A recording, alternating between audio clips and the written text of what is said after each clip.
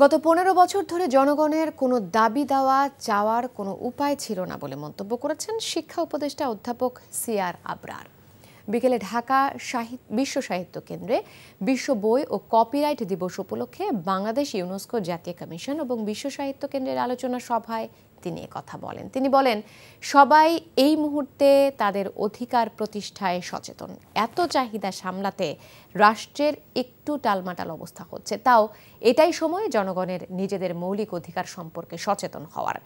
এ সময় মেধা সত্ত্বকে স্বীকৃতি দেয়া এবং লেখক যাতে তার ন্যায্য পারিশ্রমিক পায় সে বিষয়ে খেয়াল রাখার আহ্বান জানান তিনি।